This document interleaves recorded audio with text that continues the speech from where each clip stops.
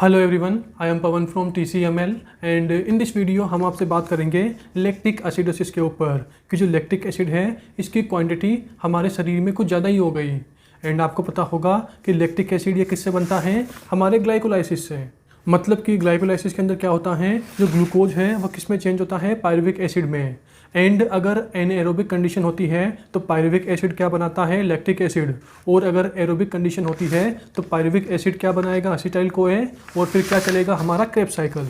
Overall आप समझ गए होंगे कि पायरुविक एसिड से लैक्टिक एसिड ये बनता है एन एरोबिक कंडीशन के अंदर, और पायरुविक एसिड से जो क्रेब्स साइकिल चलता है वो किस में चलता है, एरोबिक कंडीशन के अंदर। एंड आपको पता होगा कि जो क्रेब्स साइकिल है वो कहाँ होता है, माइटोकॉन्ड्रिया के अंदर। एंड माइटोकॉन्ड्रिया को जो भी चीज़ चाहिए वो ऑक्सीजन वाली चाहिए। ओके, मतलब एरोबिक कंडीशन चाहिए। ओके, तो देखिए मैंने बताया ना कि ग्लूकोज से पायरुविक एसिड से लैक्टिक एसिड, तो इसे ही मैं शॉर्ट में पहले यहाँ लिखूँगा क्योंकि हमारा टॉपिक क्या है, लैक्टिक एसिडोसिस, इसके क्या क्या कोज होते हैं और फिर इसका क्या क्या ट्रीटमेंट होता है। ओके, ओवरऑल जो लैक्टिक एसिडोसिस है ना, इसका भी हम पूरा का पूरा चार्ट बनाएंगे एंड आपके माइंड के अंदर एक मैप बनाएंगे कि इस तरह से लैक्टिक एसिडोसिस होता है। हाँ, तो देखिए सबसे पहले हम ग्लूकोज से pyruvic acid and then pyruvic acid से लैक्टिक एसिड बनाते हैं। हाँ, तो देखिए मैंने यहाँ पर पूरा का पूरा ग्लाइकोलाइसिस लिख दिया है, मतलब ग्लूकोज से क्या बन रहा है, पायरुविक एसिड। मैंने बीच की सारी स्टेप हटा दी है क्योंकि उनका कोई मतलब नहीं है। एंड पायरुविक एसिड से लैक्टिक एसिड कब बनेगा, एन एरोबिक कंडीशन के अंदर। और पायरुविक एसिड से एसिटाइल CoA कब बनेगा, एरोबिक कंडीशन के अंदर। और फिर एसिटाइल CoA इसे हम कहाँ पढ़ते हैं, क्रेब्स साइकिल के अंदर। और क्रेब्स साइकिल कहाँ होता है, माइटोकॉन्ड्रिया के अंदर। ओके, तो ओवरऑल हमारे पास जो चीज़ है ना वो क्या है, पायरुविक एसिड। कि पायरुविक एसिड से ये कब बनेगा, ये कब बनेगा, ये एरोबिक एन एरोबिक पे मैटर कर रहा है। ओके, तो मैं यहाँ लिख रहा हूँ एन एरोबिक। हाँ, तो देखिए मैंने यहाँ पर एनारोबिक एरोबिक लिख दिया है कि एनारोबिक के अंदर पायरुविक एसिड से लैक्टिक एसिड बनेगा, एरोबिक के अंदर पायरुविक एसिड से एसिटाइल कोएंजाइम ए। और देखिए इस वाली स्टेप के अंदर मतलब पायरुविक एसिड जब एसिटाइल कोएंजाइम ए में चेंज होता है तो कौन सा एंजाइम यूज होता है, पायरुवेट डिहाइड्रोजिनेज कॉम्प्लेक्स। तो मैं यहाँ लिख रहा हूँ pyruvate dehydrogenase complex. Okay, and इस वीडियो के अंदर हम क्या पढ़ने वाले हैं, लैक्टिक एसिडोसिस। मतलब कि जो लैक्टिक एसिड की क्वांटिटी है वह हमारी बॉडी के अंदर कुछ ज़्यादा ही हो गई। और देखिए इसके दो रीज़न हो सकते हैं कि जो लैक्टिक एसिड है वह कुछ ज़्यादा ही बन रहा है, या फिर बोल दीजिए जो लैक्टिक एसिड है वह बन तो नॉर्मल रहा है बट इसका जो यूटिलाइजेशन है वह कम हो रहा है। ओके, ओवरऑल दो रीज़न हो गए, ज़्यादा बन रहा है, यूटिलाइजेशन कम हो रहा है। ओके, तो मैं उन दोनों को यहाँ लिख देता हूँ।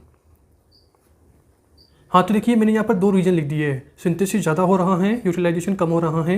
किसका, लैक्टिक एसिड का। ये इसका मतलब क्या है, इंक्रीज, मतलब सिंथेसिस कुछ ज़्यादा ही हो रहा है। इसका मतलब क्या है, डिक्रीज, एरो नीचे है एरो ऊपर है, मतलब यूटिलाइजेशन कम हो रहा है। तो इन दोनों कंडीशन में क्या होगा, लैक्टिक एसिडोसिस हो जाएगा।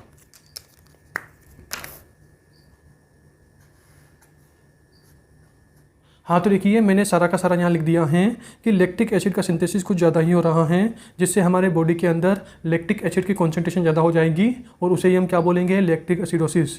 देखिए ऊपर वाले तीर इसका मतलब क्या है, इंक्रीज, नीचे वाले तीर इसका मतलब क्या है, decrease. Okay, and second reason क्या है कि लैक्टिक एसिड का जो यूटिलाइजेशन है, जो यूज है वह कम हो रहा है, जिससे क्या होगा, लैक्टिक एसिड की कॉन्सेंट्रेशन कम हो जाएगी। ओके, और इसे ही हम क्या बोलेंगे, लैक्टिक एसिडोसिस। ओके, और देखिए लैक्टिक एसिडोसिस इसे आप कहाँ पढ़ते हो, मेटाबॉलिक एसिडोसिस के अंदर। देखिए आप पढ़ते हो टोटल 4 चीज़ें, और कहाँ पर पढ़ते हो, एसिड बेस डिसऑर्डर के अंदर। और वो 4 क्या होती है, metabolic acidosis, metabolic alkalosis, respiratory acidosis, respiratory alkalosis. तो ऑफ कोर्स लैक्टिक एसिडोसिस ये क्या है, this is a metabolic acidosis. Metabolic क्यों बोला, अरे भाई glucose, pyruvic acid, lactic acid, ये क्या है, क्रेब्स साइकिल, ये सारे हम कहाँ पढ़ते हैं, कार्बोहाइड्रेट मेटाबॉलिज्म के अंदर। इतनी देर से मैं क्या बता रहा हूँ कि this is the chart of carbohydrate metabolism. तो ऑफ कोर्स क्या होगा, मेटाबॉलिक। एंड किसकी क्वांटिटी बढ़ रही है, एसिड की क्वांटिटी बढ़ रही है, तो क्या बोल दिया, मेटाबॉलिक एसिडोसिस। ओवरऑल जो मेन टॉपिक है ना वो क्या है, मेटाबॉलिक एसिडोसिस। और मेटाबॉलिक एसिडोसिस के बहुत सारे कोज होते हैं, और उन बहुत सारे कोज में से lactic acidosis this is the one cause of metabolic acidosis. Okay, तो ये क्या है, this is the type of metabolic acidosis. तो मैं वही लिख रहा हूँ। देखिए मैंने यहाँ पर शॉर्ट में लिखा है META मतलब मेटाबॉलिक, ACDI मतलब एसिडोसिस। आपको स्क्रीन पे पूरा नाम दिख जाएगा। एंड अब आपको सोचिए कि एसिड की क्वांटिटी हमारे बॉडी के अंदर ज़्यादा हो गई, हाँ, तो देखिए मैंने बॉडी के अंदर एसिड की क्वांटिटी ज़्यादा कर दी। अरे यार, लैक्टिक एसिड ज़्यादा हो गया तो ऑफ कोर्स एसिड की क्वांटिटी बॉडी के अंदर ज़्यादा हो गई। अगर एसिड की क्वांटिटी ज़्यादा हो गई तो पीएच क्या होगी, कम हो जाएगी, क्योंकि जितना ज़्यादा एसिड होगा, जितना स्ट्रॉन्ग एसिड होगा, उसकी पीएच उतनी ही कम होगी। एंड अगर पीएच घटेगी तो बाइकार्बोनेट का जो कॉन्सेंट्रेशन है वह क्या होगा, वो भी कम होगा। अब बोलेंगे कैसे, चलिए बताते हैं आपको अभी। ओके, तो ओवरऑल मैंने 3 चीज़ें बताई, एसिड बढ़ गया, पीएच घट गई और बाइकार्बोनेट घट गया। इनको रटना मत, समझना, कॉमन सी बात है। ओके, तो मैं अभी बताता हूँ कि पीएच घटने से बाइकार्बोनेट कैसे घट गया। तो ये 3 चीज़ें हो गई लैक्टिक एसिडोसिस होने से हमारे बॉडी के अंदर। ओके, एंड अब आप बोलेंगे कि सर पीएच के डिक्रीज होने से बाइकार्बोनेट कैसे डिक्रीज हो गया। तो देखिए, आप एक चीज़ पढ़ते हो जिसे हम बोलते हैं हेंडरसन-हैसेलबैक इक्वेशन। ओके, तो मैं सुपरफिशियल आपको आइडिया दे रहा हूँ।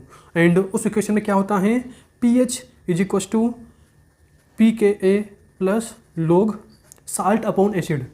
तो यहाँ पे क्या लिख रहा हूँ मैं, बाइकार्बोनेट साल्ट अपॉन एसिड, यानी कि मैं यहाँ पे PCO2 लिख रहा हूँ। ओके, साल्ट की कॉन्सेंट्रेशन अपॉन एसिड की कॉन्सेंट्रेशन। अरे यार, इसे आपने 12th में पढ़ा होगा।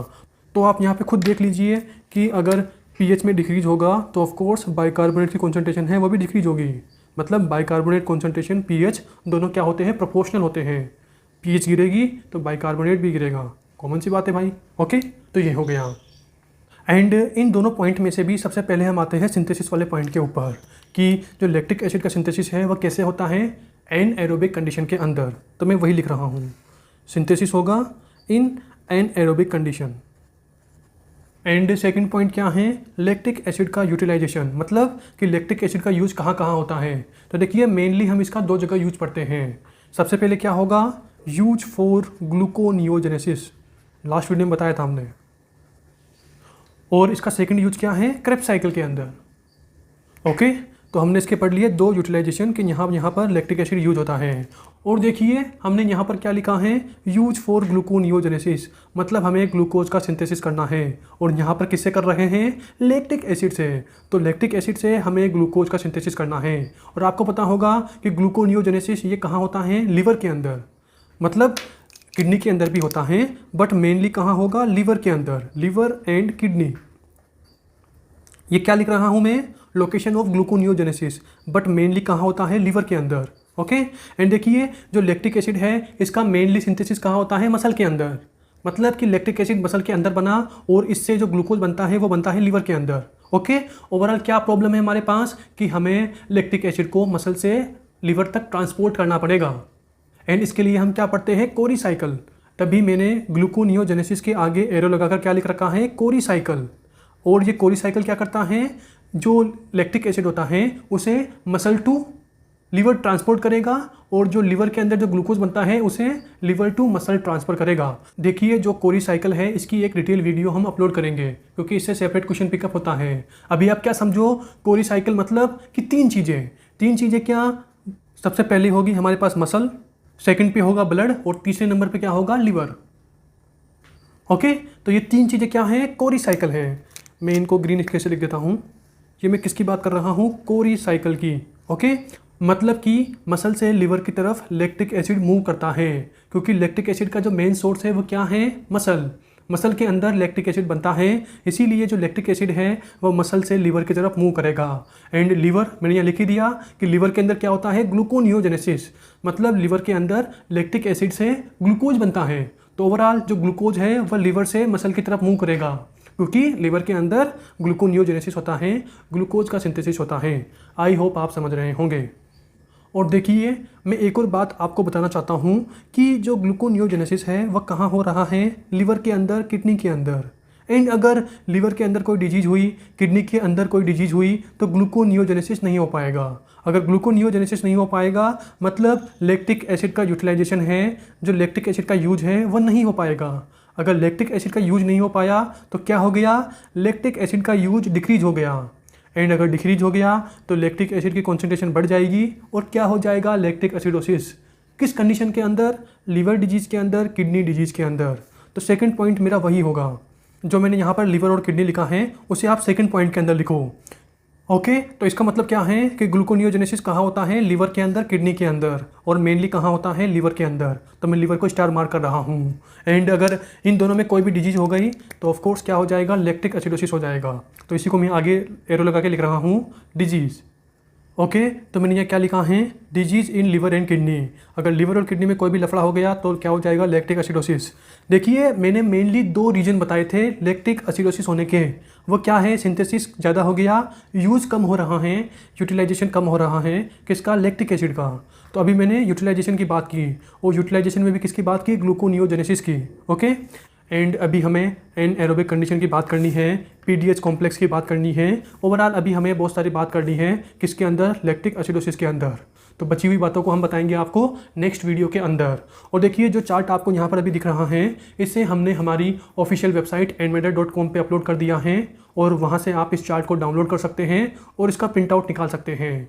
एंड आज की जो वीडियो है वो यहीं पर फिनिश होती है। बाय।